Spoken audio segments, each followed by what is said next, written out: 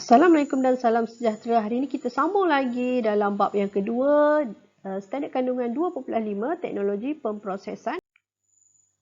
Teknologi pemprosesan makanan. Okey, menurut pakar nutrisi, makanan yang mentah ni lebih segar dan lebih baik untuk dimakan. Sebab apa? Sebab makanan ni lebih sihat untuk badan.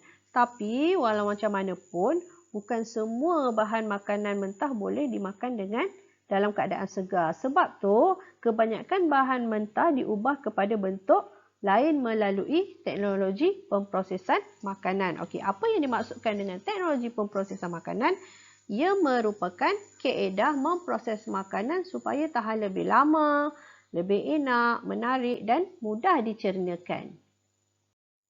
Kita tengok kepada yang pertama, macam mana nak proses makanan. Okey, pertama, memasak. Memasak ni biasalah kan. Okey, kaedah dia pemprosesan makanan dengan cara kita panaskan makanan tu. Antara teknik yang digunakan adalah celur, goreng, panggang, pengasapan, rebus, tumis, bakar dan kukus. Contoh dia, kalau kita nak masak kari ayam ke, ikan goreng, ayam panggang, nasi, sayur-sayuran dan kuih muih. Kita tengok teknologi pemprosesan makanan yang kedua iaitu penapaian. Okey, apa dia penapaian? Ia adalah proses penguraian bahan kompleks kepada bahan yang lebih ringkas melalui tindakan bakteria, yeast atau mikroorganisma berfaedah. Maksudnya, kita uraikan bahan tu dengan adanya mikroorganisma lain. Sebagai contoh adalah penapaian glukosa dengan adanya yeast. Gunanya untuk buat roti. Okey, glukosa ni tadi, okey, kita tengok persamaan. Glukosa ni tadi kita tambah dengan yeast. Bila kita tambah, kita tapai, kita peram dan hasil dia adalah etanol dan karbon dioksida. Okey, sebab tu kalau kita buat pemeraman, kalau kita buka penutup, kita akan rasa macam ada satu bau. Gas yang keluar, gas tu adalah gas karbon dioksida. Kita tengok contoh dia adalah kicap, kimchi, tempe, yogurt dan tapai. Tapai ni selalu kita makan kan. Yang ketiga, pendehidratan dan pengeringan. Okey, apa maksud dia ni? Okey, dalam pendehidratan dan pengeringan ni, air disingkirkan daripada makanan. Caranya macam mana? Caranya kita jemur bawah matahari, kita boleh keringkan bawah nyalaan api atau asap ataupun kita keringkan dalam ketuhar. Contoh dia kita nak buat udang kering, sotong kering, ikan kering, buah-buahan kering, bijirin, cendawan dan susu tepung. Ini contoh. Okay, yang keempat adalah pempasturan. Okay, maksud pempasturan ni adalah cecair yang kita panaskan pada suhu di bawah takat didih cecair. Tujuan dia untuk bunuh patogen. Lepas dah kita panaskan, kita sejukkan dia cepat-cepat. Okay, contohnya susu segar dipanaskan pada suhu 63 darjah Celsius selama 30 minit. Itu kaedah yang pertama. Kaedah yang kedua untuk pempasturan susu segar ni juga pada suhu 72 darjah Celsius selama 15 saat je. Lepas tu kita dah panaskan, kita sejukkan dia cepat-cepat. Okay, contoh kita nak buat susu, produk tunusu dan jus buah-buahan. Okey, teknologi pemprosesan makanan yang kelima adalah pengetinan. Kita biasakan makan makanan dalam tin. Okey, caranya macam mana? Makanan tu kita simpan dekat dalam tin yang telah disteril dan dipanaskan pada suhu yang tinggi melebihi 115 darjah Celsius di bawah tekanan tinggi untuk bunuh mikroorganisma dan spora. Sebenarnya makanan dalam tin ni kita masak dulu. Lepas masak, kita terus masuk dekat dalam tin. Tin tu mesti yang dah steril. Lepas tu kita panaskan pada suhu yang tinggi pula. Okey, udara dalam tin yang mengandungi makanan yang dah disterilkan tu tadi, dia keluarkan sebelum dipatrikan. Okey, tin tu kemudian dipanaskan semula. Macam tadilah yang macam cikgu cakap tadi.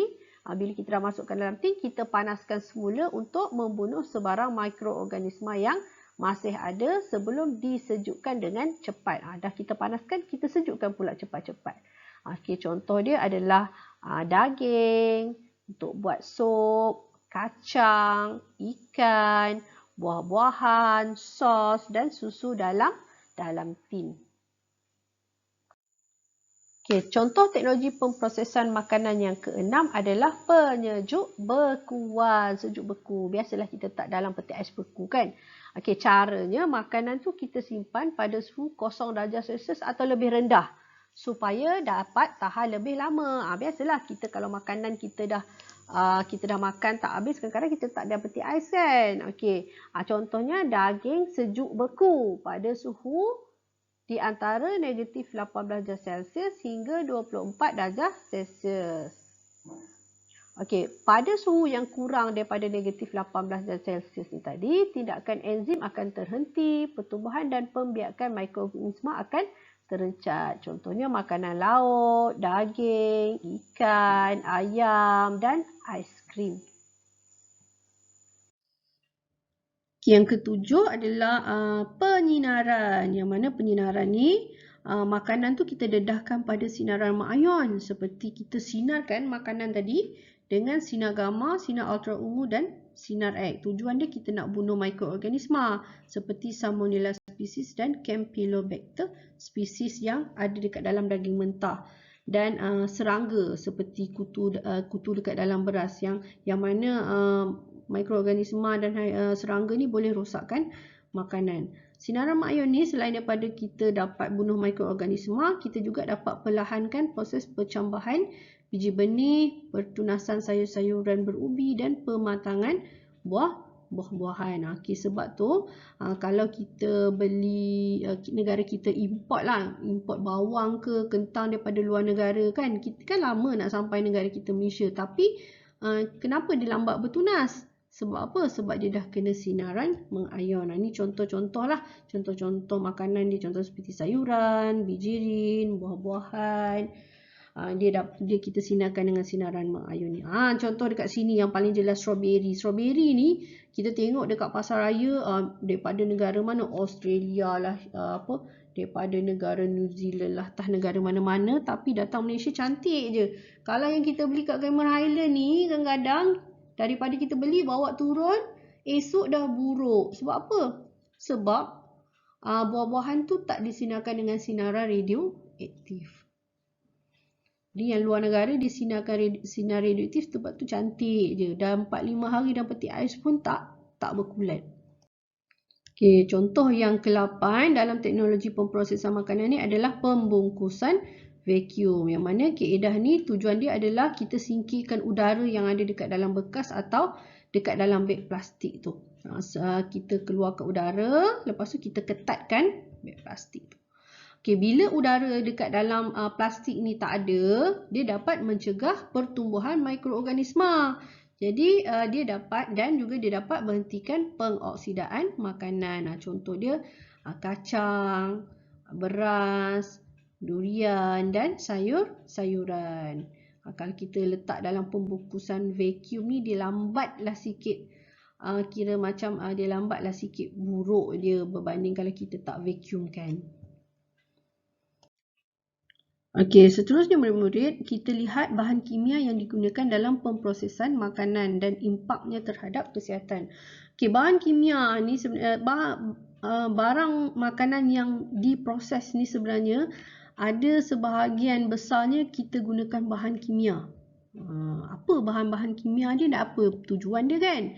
Okay, kita tengok yang pertama pengawet. Okay, fungsi pengawet ni nak cegah pertumbuhan dan pembiakan mikroorganisma, dia dapat kurangkan kerosakan makanan dan dia jadikan makanan tu tahan lebih lama. Biasa kita makan, kita beli barang-barang yang dah tersedia kan dekat supermarket, chili sauce ke, bahan makanan dalam tin ke, kenapa dia boleh tahan lama? Contohnya sos kan, kalau kita blender lah buah tomato, kita simpan mesti cepat busuk. Tapi kenapa sos tomato tu tak busuk? Sebab apa? Sebab dia ada bahan pengawet. Kita tengok contoh-contoh bahan kimia dalam pengawet ni. Okey, antaranya adalah garam. Tapi garam ni bahan semula jadi. Contoh makanan dia adalah makanan laut dan sayur-sayuran. Kita awet dengan garam. Selain tu kita boleh juga awet dengan gula seperti buah-buahan, kita awet dengan gula. Okey, kita juga boleh awet makanan dengan cuka. Contoh makan makanan jeruk, kita awet dengan cuka. Okey, selain itu adalah natrium natrium nitrit. Contoh dekat gambar darjah di sebelah yang warna putih tu, natrium nitrit dan natrium nitrat. Okey, contoh makanan yang kita guna bahan pengawet ni adalah daging dan sausage. Okey, contoh lain adalah asid benzoik. Yang mana asid benzoik ni contoh makanan yang kita gunakan untuk awet adalah jus buah-buahan dan sos tomato. Selain itu adalah asid borik ataupun yang kita biasa gunakan dalam mi dan berbola ikan. Dan yang terakhir sekali, kalau gambar raja kat sebelah tu yang dekat dalam gambar sudu tu. Okay, itu adalah sulfur dioksida. Kita gunakan untuk buat kodil buah-buahan. Bahan pengawet ni lebih kurang sama je warna dia putih kan. Okey, kita pergi pula yang seterusnya. Okey, murid-murid mesti familiar atau biasa dengan bahan pewarna. Fungsi dia nak menambahkan warna dalam makanan dan menjadikan makanan kelihatan lebih menarik. Jadi kalau buat kek lah terutamanya. Buat kek, kuih muih, kita nak warna-warna yang menarik. Kita tak nak pudar, kusam kan. Okay, apa contoh dia? Ini kalau yang semula jadi, kita boleh gunakan daun pandan. Kita boleh gunakan kunyit, susu, karamel dan santan. Tujuan dia adalah untuk buat kuih muih, gula-gula, nasi kunyit, aiskrim. Okay. Kedua adalah Tatrazina. Okey, ini adalah bahan pewarna. Tujuan dia adalah untuk buat minuman ringan dan gula-gula. Sunset yellow pun pewarna tiruan juga. Kita gunakan untuk buat cordial orange. Carmoisin, ini warna dia merah. Ini untuk buat cordial yang berwarna merah. Okey, seterusnya kita lihat bahan kimia lain. Peluntur. Peluntur pengguna nak proses makanan ni, tujuan dia adalah untuk lunturkan warna asal makanan yang tidak dikehendaki. Kita tengok kadang-kadang makanan ni warna asal dia lain tau. Okey, kita tengok contoh. Okey, yang pertama bahan kimia kita gunakan adalah karbon yang diaktifkan. Contohnya kita nak buat minyak sawit dan gula tebu. Minyak sawit ni yang kita tengok, yang kita masak tu dia warna kuning jernih, tapi sebenarnya asal dia bukan warna tu. Asal dia warna, kalau buah sawit tu warna macam oranye-oranye merah kan. Okay, itulah warna asal minyak sawit. Okay, contoh bahan kimia yang kita gunakan untuk peluntur adalah benzoyl peroksida. Ini biasa kita tengok dalam tepung lah. Okay, kalau tepung ni, kalau dia tak ada benzoyl peroksida, tepung tu warna macam kuning kekuningan sebab gandum kan macam warna kuning-kuning coklat kan. Okay, jadi macam mana tepung tu boleh jadi putih? Sebab apa? Sebab kita dah letakkan benzoyl peroksida. Contoh lain adalah gula. Gula pun sama. Gula tu asal dia bukan warna putih. Gula tu asal dia macam warna coklat-coklat lah. Okey, macam gula perang kan. Okey. Selain tu kita beras putih, bihun pun sama gunakan bahan peluntur. Okey, yang sebelah ni yang hitam ni adalah karbon. Karbon yang diaktifkan. Yang sebelah kanan ni adalah, yang warna putih ni adalah benzoyl peroksida.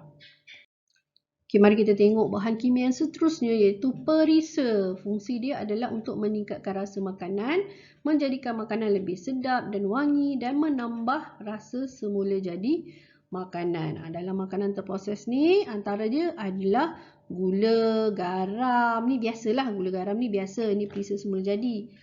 Cuka. Kita juga boleh guna daun pandan untuk tambah perisa dan vanila. Tujuan dia adalah untuk buat kuih muih, kek dan aiskrim. MSG yang kedua adalah MSG. Contohnya macam Ajinomoto. Okey, tujuan dia kita nak buat apa? Buat mi segera, kicap soya dan keripik kentang. Ini contoh saja. Sebenarnya banyak bahan lain yang kita guna MSG ni.